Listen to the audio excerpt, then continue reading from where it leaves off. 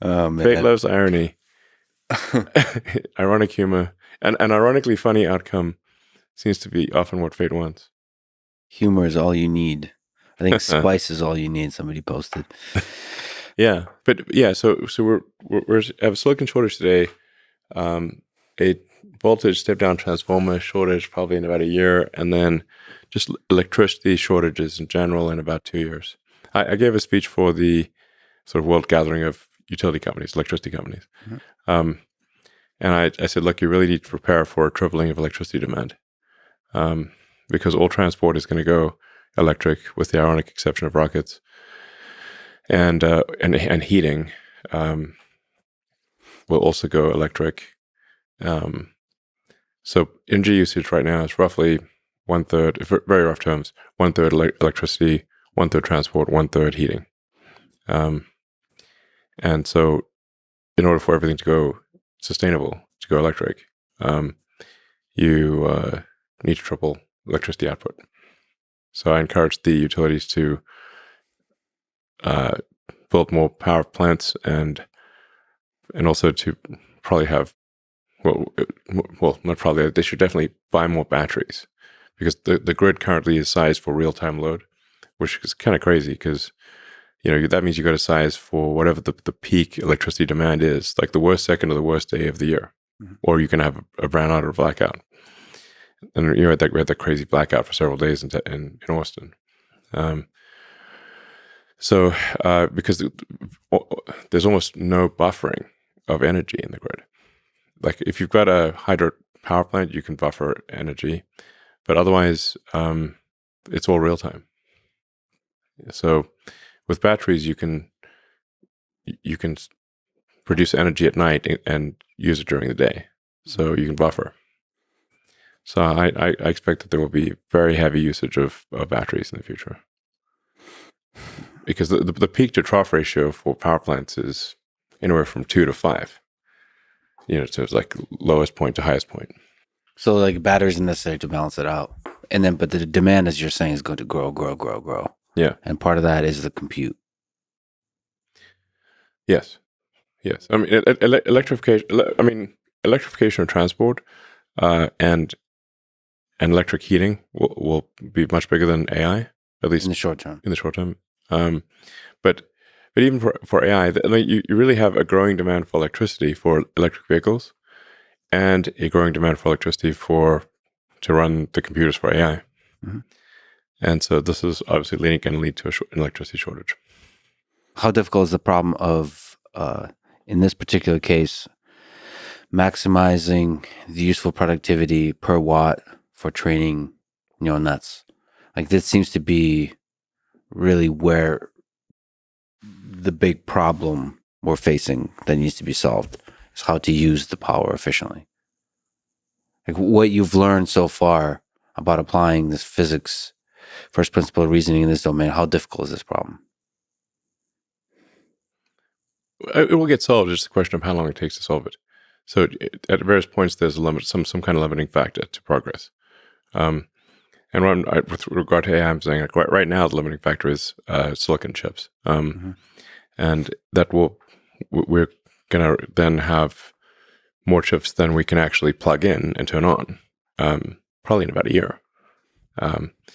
The initial constraint being literally voltage step down transformers, because you've got power coming in at 300,000 volts, and it's got to step all the way down eventually to around 0.7 volts. So it's a very big amount of, the voltage step down is gigantic. So and the industry is not used to rapid growth. Okay, let's talk about the competition here. You've shown concern about Google and Microsoft with OpenAI developing AGI. How can you help ensure with XAI and Tesla AI work that it doesn't become a competitive race to AGI, but instead is a collaborative development of safe AGI? Well, I mean, I've been pushing for some kind of regulatory oversight for a long time. I've been somewhat of a Cassandra on the subject for over a decade. I think we want to be very careful in how we develop AI. it's a great power, and with great power comes great responsibility. I think it would be wise for us to have at least an objective third party who can be like a referee that can go in and understand what the various leading players are doing with AI. And even if there's no enforcement ability, they can at least voice concerns publicly. Jeff Hinton, for example, left Google and he voiced strong concerns, but now he's not at Google anymore. So who's going to voice the concerns? So I think there's, Tesla gets a lot of regulatory oversight on the automotive front. I mean, we're subject to, I think, over 100 regulatory agencies domestically and internationally. It's a lot. You could fill this room with all the regulations that Tesla has to adhere to for automotive. Same is true in for rockets and for currently the limiting factor for SpaceX for Starship launch is regulatory approval. The FAA has actually given their approval, but we're waiting for Fish and Wildlife to finish their analysis and give their approval. That's why I posted, I want to buy a fish license on, which also refers to the Monty Python sketch. Yeah. Like, why do you need a license for your fish? I don't know. But according to the rules, I'm told you need some sort of fish license or something. We effectively need a fish license to launch a rocket. And I'm like, wait a second, how did the fish come into this picture? Yeah. I mean, some of the things like that I feel like are so absurd that I want to do like a comedy sketch and flash at the bottom, this is all real. This is actually what happened. Mm-hmm. One of the things that was a bit of a challenge at one point is that they were worried about a rocket hitting a shark. Mm-hmm. And the ocean is very big. And how often do you see sharks? Not that often. As a percentage of ocean surface area, sharks basically are zero. And so then we said, well, how will we calculate the probability of telling a shark? And then they're like, well, we can't give you that information because they're worried about shark fin hunters going and hunting sharks. And I said, well, how are we supposed to? We're on the horns of a dilemma then. Mm-hmm. Then they said, well, there's another part of Fish and Wildlife that can do this analysis. I'm like, well, why don't you give them the data? Like, we don't trust them. Like, excuse me? They're literally in your department. Yeah. And again, this is actually what happened. And then can you do an NDA or something? Eventually, they managed to solve the internal quandary, and indeed, the probability of us hitting a shark is essentially zero. Then there's another organization that I didn't realize existed until a few months ago that cares about whether we would potentially hit a whale in international waters. Now, again, you look at the surface of look at the Pacific and say, what percentage of the Pacific consists of whale? Like, he'll give you a big picture and like point out all the whales in this picture. I was like, I don't see any whales. It's like basically 0%. And if our rocket does hit a whale, which is extremely unlikely beyond all belief, that is the fate had it. That whale has some seriously bad luck. Mm-hmm. It's like the least lucky whale ever. I mean, this is quite absurd. Yeah, the bureaucracy of this, however it emerged. Yes, well, I mean, one of the things that's pretty wild is, for launching out of Vandenberg in California, they were worried about seal procreation, whether the seals would be dismayed by the sonic booms. Now, there've been a lot of rockets launched out of Vandenberg, and the seal population has steadily increased.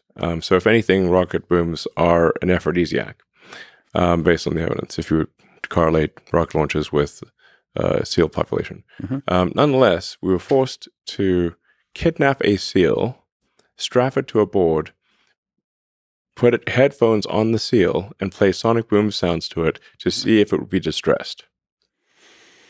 This is an actual thing that happened. This is actually real. I have pictures. I would love to see this. Yeah. There's a seal with headphones. Yes, it's a seal with headphones Yeah. strapped to a board. And like now the amazing part is how calm the seal was. Yeah. Because if I was a seal, I'd be like, this is the end. They're definitely going to eat me. Yeah. How will the seal, when a seal goes back to other, its seal friends, how's he going to explain that? They're never going to believe him. Never going to believe it. And that's why I'm like, well, it's sort of like it's like getting kidnapped by aliens and getting an anal probe, You come back and say, I swear to God, I got kidnapped by aliens and they stuck an anal probe in my butt. And people are like, no, they didn't. That's ridiculous. How's his seal buddies are never going to believe him that he gets strapped to a board and they put headphones on his ears. And then let him go. Twice, by the way. We had to do it twice. They let him go twice. We had to capture the same seal. Well, no, different seal. Oh, okay. Did you get a seal of approval? Yeah, exactly. A seal of approval. No, I mean this is like I don't think the public is quite aware of the madness that goes on. Yeah, it's absurd. Frickin' seals with frickin' headphones. I mean, it's a good encapsulation of the absurdity of human civilization. Seals and headphones. Yes. What are the pros and cons of open sourcing AI to you as another way to combat, a company running away with AGI? In order to run, like really deep intelligence, you need a lot of compute. So it's not like, you can just fire up a PC in your basement and be running AGI, at least not yet. Grok was trained on 8,000 A100s running at peak efficiency. And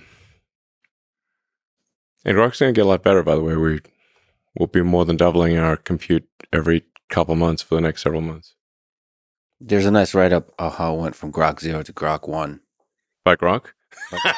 Yeah. Right, Grok just bragging, making shit up about itself. Just Grok. Yeah. It's like a weird AI dating site where it exaggerates about itself. No, there's a write-up of, like where it stands now, the history of its development, and where it stands on some benchmarks compared to the state of the art GPT 3.5. And so, I mean, there's Llama. You can open source once it's trained. You can open source a model. Yeah. And for fine tuning and all that kind of stuff. Like, what to you is the pros and cons of that, of open sourcing base models? I think there's some merit to open sourcing. I think perhaps with a slight time delay, I don't know, 6